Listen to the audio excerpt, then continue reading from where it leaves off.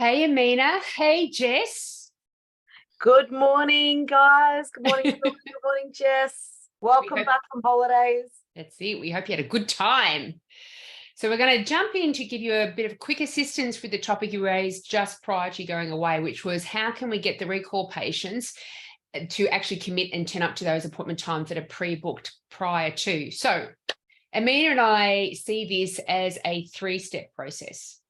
If the first two steps to the process aren't done effectively, your ability to get that patient to actually turn up to that appointment time, the third step, won't be that successful. So step number one, go for your life, Meanie. So step number one for me starts in the surgery with the clinician and the patient. So I think the patient education aspect is very, very important. I think creating visual guides and a reason to return is very, very important. So from the clinician's point of view, making sure they've got good visual aids such as intraoral cameras, photographs, all that sort of thing is really helpful. For example, if we're just got a patient who builds up a lot of calculus and they see a before or after, it has a lot of impact in comparison to just being told or having it removed. They can't really understand. The same with perio disease, having a chart, maybe printing it off and giving it to them so it actually means something, showing them what you're doing with the probe and what that's all about. Get them to hold a mirror so they can understand exactly what's going on. And then they also need to understand the consequences if they do nothing about the treatment. Then they can make some really educated decisions. Absolutely. And those repercussions, that's the selling feature of not just the recall visits, but for anything that your practitioners recommend to the patient. With all of our education in our dental brains, we know already why this person should come back for the next appointment time, no matter what it's for. The patient doesn't have all that information in their brains. So really encourage the practitioners to speak out of their mouth all the things that are going through their head and really try to go from, these are the conditions I'm seeing, so therefore this is the treatment I'm recommending. Put something in the middle there. These are the conditions I'm seeing. And if this does get left without any treatment, these are the ramifications I'm fearing I will see roll out in your mouth. And so from a recall perspective, that could be, as Meanie said, a lot of tartar buildup. If we don't get on top of your 6-monthly recall appointment times, that tartar buildup gets worse. And then the gums become very inflamed and then we start losing bone and all the things. And so you start talking about all of the ramifications and you hold yourself and the patient there in that time without instantly providing a solution around it. So don't go from, this is your condition, therefore this is my recommendation. Go from, this is my condition, this is your condition, this is the ramification, and hold it there. And if the patient starts asking, gosh, what can I do to prevent that?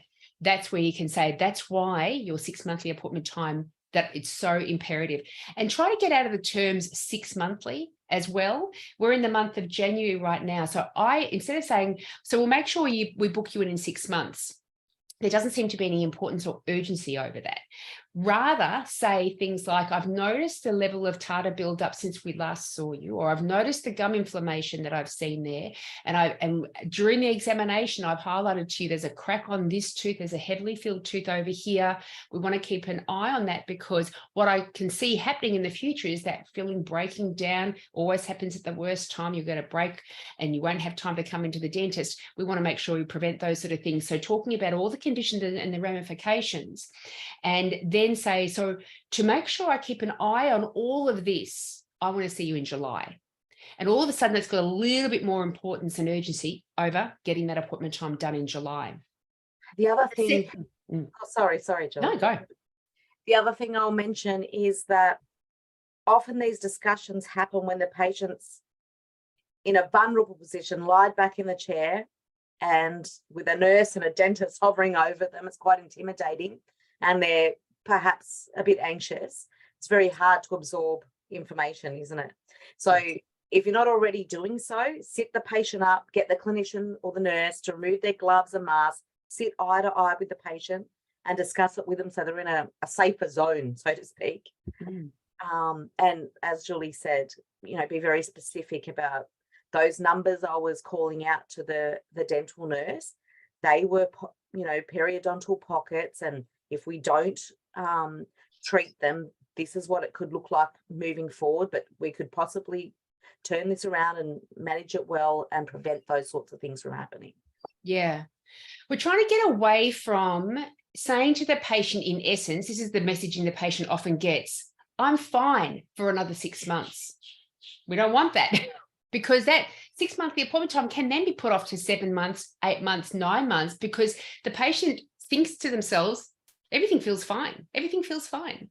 And so when the patient during the examination process is being educated that once you feel pain, once there's a breakage, that's actually gone too late. That means things have been rumbling along and neglected for such a long time. Now you're actually experiencing discomfort and pain. That's what we're trying to avoid. When we want the patient to fully understand, I may not be feeling things going on. I might not be feeling that little groove develop into a slight decay. I may not be feeling my gums becoming inflamed. I may not be feeling the tartar buildup on my teeth. That doesn't mean everything's 100%. And so we need to go through that process of making sure we're saying to the patient, all the things that are going through our brain, that if I came into that surgery and I said to you as a dentist, if this patient was never going to come back to you again for another 5 years, would you be happy with that? And you would say, no. And I would say, why? And your answer to that why are all the things you should be telling the patient in a really clear way. So in the surgery, you're building up the sense of importance and the sense of urgency for that recall appointment to be happening in July. The patient wants to turn up in July because they're very clear about the ramifications they're trying to avoid. And so therefore they don't want to delay it beyond July. And so that's the second step of this process, which is the patient handover from the clinician to the receptionist. And this is where this is the ideal. Some practices can't or won't do the ideal for very good reasons. And so modify it to what's going to suit you. Ideally, it's the dentist. It could be the dental assistant. It could be the patient bringing out a little patient handover sheet that has all the information that we require. And I've got one of them here somewhere.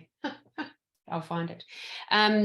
The information that's required is this. So in an ideal scenario, receptionist, Ameena, I'm the dentist, I come out. Ameena, we've finished seeing Sally for today. What we did today was a checkup and a cleaning. We are looking at making sure the gum inflammation I noted isn't getting any worse.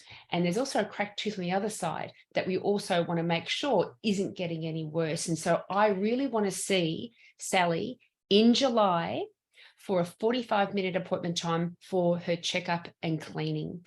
And so now Ameena, as the receptionist, has the information she needs to effectively communicate the sense of urgency and importance over that recall appointment time to the patient, because quite often this is missed, isn't it, Meenie? Yeah, and ideally the patient standing in front of the receptionist when the dentist is giving this message to the receptionist. So they're hearing it in the surgery from the dentist, and then they're hearing it again from the dentist in front of the receptionist, and then they're making the appointment and getting it all confirmed with the receptionist. So they're getting the message 3 times loud and clear that there's a concern and the dentist wants to follow up on that, and not just in 3 months' time or 6 months' time, but saying the month is a really good tool to use. It's an impression in their brain that, yes, July, not 6 months, 6 months, 6 months. I think about it tomorrow, next month, it's still 6 months down the track. Yeah. And the common scenario when we don't have that effective handover to the receptionist is the receptionist just says, the usual handover is the patient's right again for another 6 months. Oh, great. I'll book you an appointment time in 6 months' time. By now the dentist is gone and the patient says, no, I'll give you a call. Okay, no worries. Give us a call then. If the patient tries to do that, which is, I'm saying tries to do that, like they're trying to get away with something, that's not what I'm saying at all. If the patient should say something like that, that's where the receptionist says, no problems at all. just to make sure that we do get you booked in July. If I don't hear from you in a month, what if I give you a call then and we can make sure that time is scheduled to make sure that we get those areas looked after. And without that information, if the patient was just to say, I'm not going to book an appointment time right now, the receptionist doesn't have the information to be able to all of a sudden inject importance and urgency that she has no idea what it's about. Were you about to say something, Meenie? Yeah, and I think the other thing is, depending on the day's procedures or treatment, the dentist could also say, I'd like to see so-and-so in July for such and such to check on this particular area.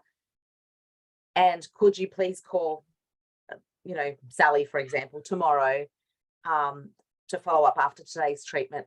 I just want to make sure that she's comfortable and it's all going well. So they really get the message of their whole treatment is of somewhat importance. Great, terrific.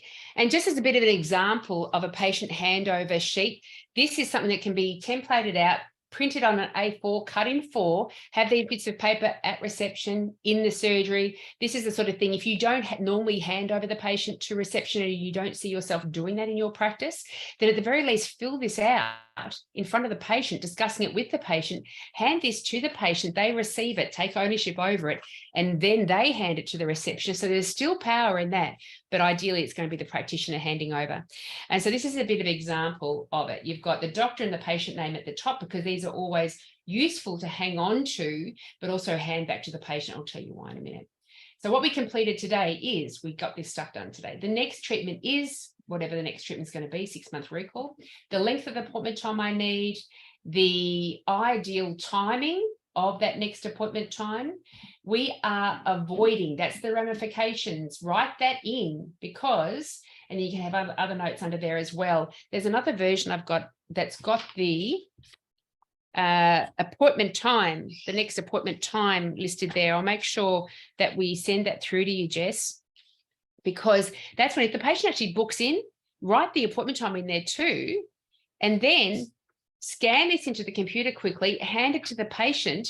They'll always be reminded about the ramifications. So when they're thinking about delaying their recall appointment time, they've still got that information right there.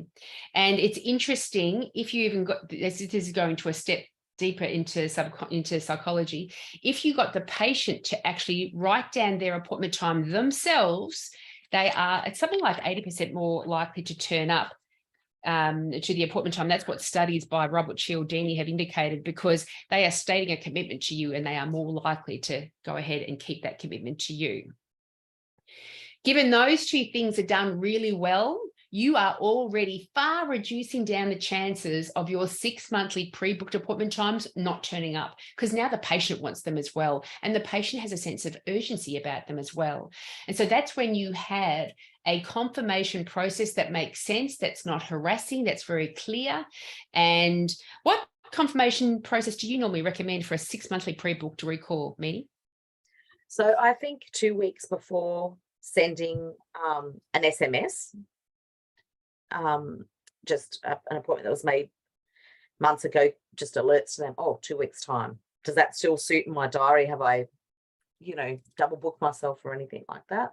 Make sure that all works. That gives them ample opportunity to do something about it, cancel, reschedule, whatever.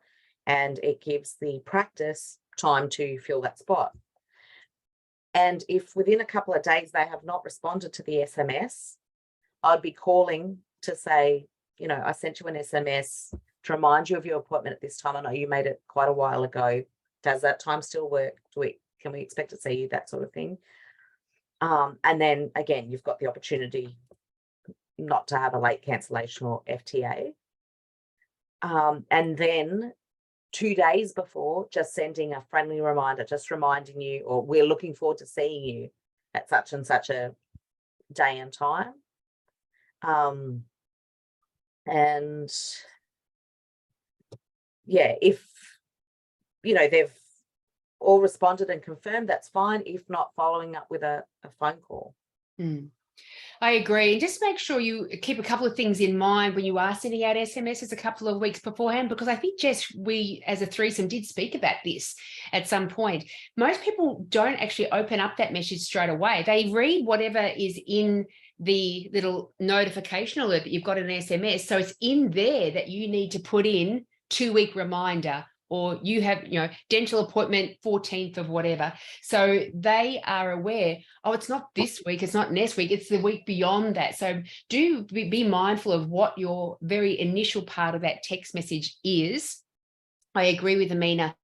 I love sending an SMS and getting that, because the other thing too is 2 weeks prior to, if they confirm that appointment time, I take the confirmation out. So I ring them again or text them another text message the day before, 2 days before is better, because as Meenie said, you want time to fill that spot if they're not going to show up.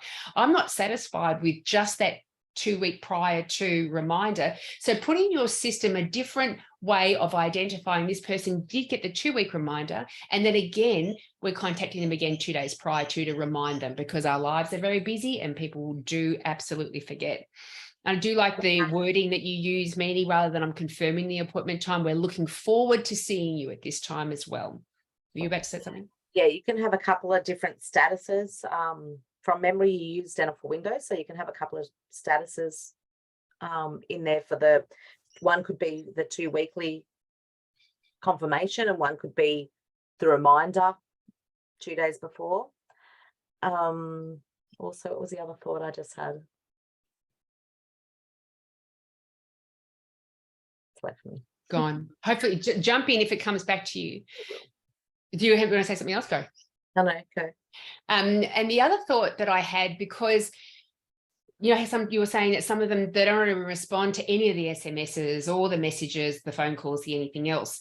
What I tend to do is the 2 days prior to, or if they haven't responded to the 2 weeks prior to, then all in the one kind of couple of minutes, send them an SMS, ring them straight away. It'll be a missed call, leave a message, then send them another SMS with different wording. So they're getting that sense of urgency to respond to you, just because they're like, oh my God, these people are like, there's something must be going on with my appointment time, because they're contacting me so often.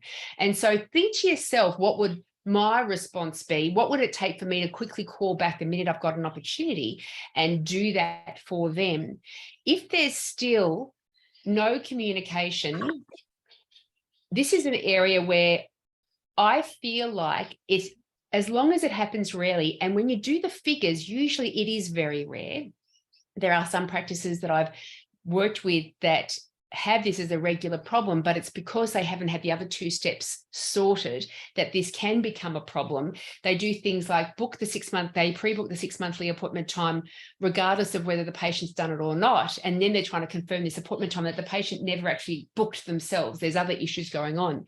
But if you've done step 1 and step 2 really effectively, you've engaged the patient in the surgery, you've done a great handover to reception, and they're not responding to the confirmation, it will be a very few number that don't turn up to that appointment time. I would not double book that appointment time. I feel like if you double booked it, you're likely booking it with a patient who does turn up to their appointment times, one of your ideal patients that you want to build your practice with, and the likelihood of 2 people turning up at the same time is high. And then who looks unprofessional, who looks disorganized, who looks like they're letting somebody down, if not both of them, it's you guys. It's not worth it. Use that time to get patient notes written up, do a bit of team training, watch one of our club lunch and learns, Ameena, do something useful with that time, and just say, that's okay. We'd rather have that dead time for half an hour, rather than indicate to one of our great patients that we haven't got it all together. Would you agree with that, Meenie? Absolutely. And with the SMSs, that's what I was going to say, is that it is very limiting the text that you can put into the messages when you're setting them up. So, you have to choose very wisely the words you use and how you use it. But I really like Julie's point about the first few letters even being bold or, capitals or whatever, with that clear few words to describe what the message is going to be about. And I've just had an additional thought too, Meenie. If there was a pre-book recall and the person just was not getting in contact, what do you think of maybe the 3rd or 4th SMS try that you send them through an SMS of modify appointment here, and you provide the booking link that, if you have Health Engine, for example, you provide an easy way for that person to indicate they're actually not planning on coming at all. And so they can cancel their appointment time or reschedule it via the booking link, because that's what we want to do. We want to make it as easy as possible for people to let us know they can't make their appointment times. Then that gives us all the time that we need to be able to fill that time. Yeah. Yeah. Beautiful. And through the program, I don't know if you've learned this lesson yet or not, Jess, but there's a thing called Text Expander. If you haven't heard about it, then just reach out. Actually, we can do it during the live sessions that start next week.